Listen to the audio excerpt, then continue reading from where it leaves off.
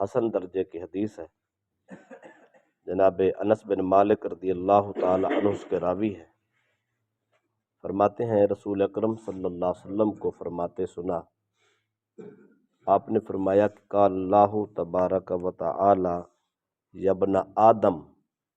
انک ما دعوتنی ورجوتنی غفرت لک علی ما کان منک ولا ابالی لا ابالی۔ اللہ تعالیٰ اپنے بندے سے کہتا ہے، اے میرا بندہ، جب تک تو مجھے پکارتا رہے گا اور میری رحمت کی امید رکھتا رہے گا تب تک میں تجھے بخشتا رہوں گا۔ دعا کرنا تیرا کام ہے، امید رکھنا بھی تیرا کام ہے، گناہوں کو مٹانا میرا کام۔ فرمایا پھر جب میں گناہوں کو مٹاؤں گا تو میں یہ نہیں دیکھوں گا کتنے مٹ گئے کتنے باقی ہیں، ایسا نہیں کروں گا، بلکہ تیرے جتنے ہوں گے سارے مٹا دوں۔ پھر فرمایا یا ابن آدم لو بلغت ذنوبک عنان السماء، اے انسان اگر تیرے گناہ تہ بتہ لگ کے آسمان تک جا پہنچے، ثم استغفرتنی غفرت لک، پھر تو میرے سے بخشش مانگے تو میں رب سارے زمین سے لے کر آسمان تک سارے مٹا دوں۔ تیسری بار پھر فرمایا یا ابن آدم لو اتیتنی بقراب الارض خطایا، اے انسان اگر تو میرے پاس اس حال میں آئے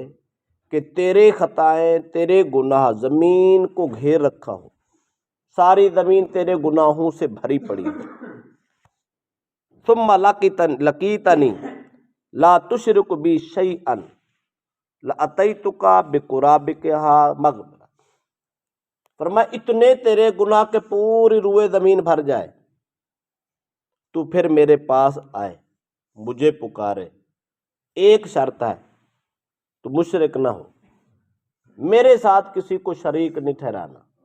بس یہ عیب تیرے اندر نہیں ہونا چاہیے، یہ گناہ نہیں ہونا چاہیے۔ فرمایا اس کے علاوہ جتنے بھی ہیں، چھوٹے ہیں بڑے ہیں صغیرہ ہیں کبیرہ ہیں، جان کے کیے ہیں انجانے میں کیے ہیں، اگر روئے زمین بھری بھی پڑی ہو تو کوئی بات نہیں، تو میرے پاس مغفرت کی نیت سے آئے گا، میں رب بخشنے کی نیت سے تیرے قریب ہو جاؤں۔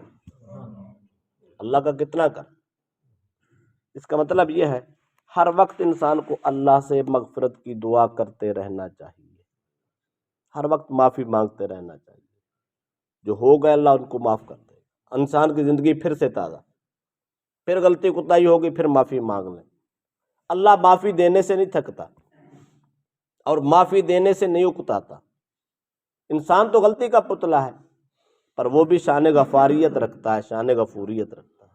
وہ مٹانے کے لیے معاف کرنے کے لیے تیار ہے، بشرطے کہ انسان اپنے گناہوں کی معافی تو مانگے۔ دوسری روایت جناب انس بن مالک سے روایت ہے، فرماتے ہیں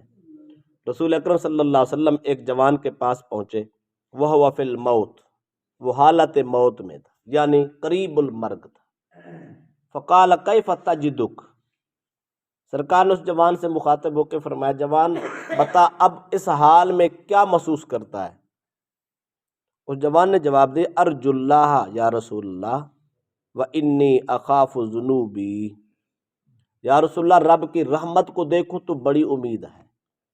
اپنے گناہوں کو دیکھوں تو ڈر لگتا، گناہوں کی طرف دیکھوں تو محسوس ہوتا ہے میرے تو رہنے کی جگہ ہی نہیں ہے، میں نے اتنے کر لیے، کیسے بخشے جائیں گے اور کیسے حساب چکاؤں گا، گناہوں کو دیکھوں تو خوف آتا ہے، ادھر رب کی رحمت کو دیکھوں تو امید ہوتی ہے۔ تو سرکار نے جواب دیا، فرمایا انی اخاف، قال رسول اللہ صلی اللہ علیہ وسلم لا یجتمعان فی قلب عبد فی مثل هذا المواطن الا اعطاہ اللہ ما یرجو وامنہ مما یخاف۔ سرکار نے فرمایا جوان پھر سن، جو آدمی حالت مرگ میں آخری وقت ان دو حالتوں میں ہو، رحمت خدا کی امید ہو، گناہوں سے خوف آتا ہو، اللہ ان دونوں چیزوں کو اکٹھے رہنے نہیں دیتا۔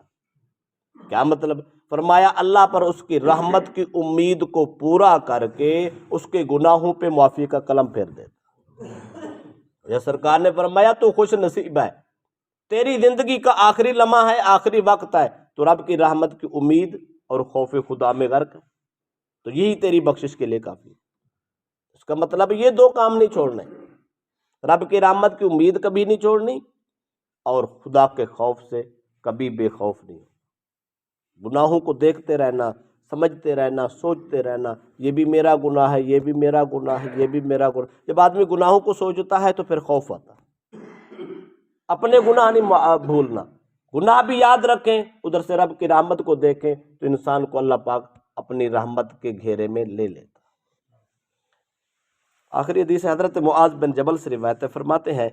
رسول اللہ صلی اللہ علیہ وسلم نے فرمایا ان شئتم انبأتکم ما اول ما یقول عز وجل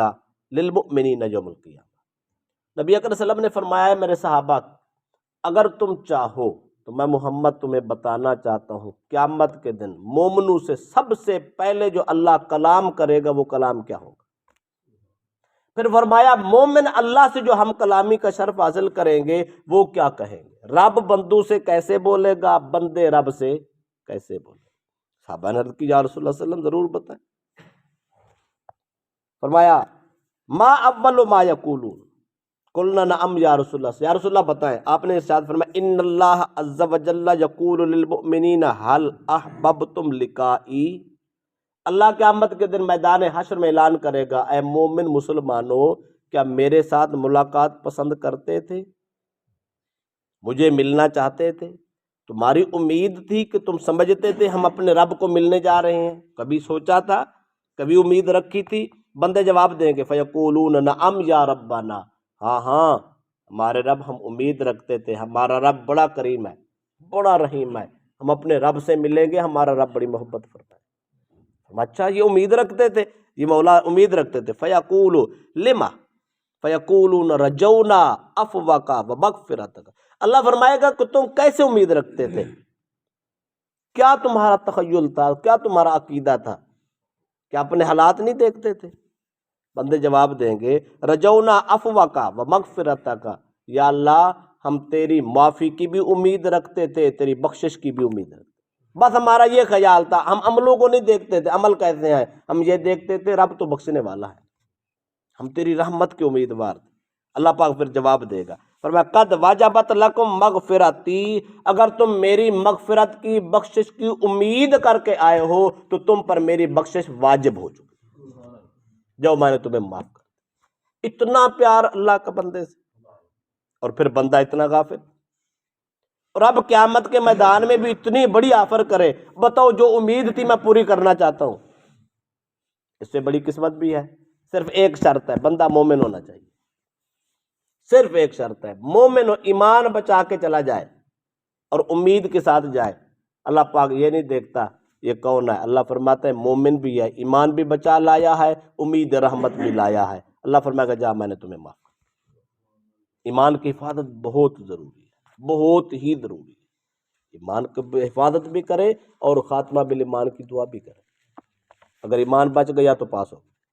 پھر اللہ کی رحمت سے کبھی لا امید نہیں ہونا، یہی ایک ہی تو امید ہے ہماری، اور کیا ہے؟ لہذا اللہ کی امید اور انسان کو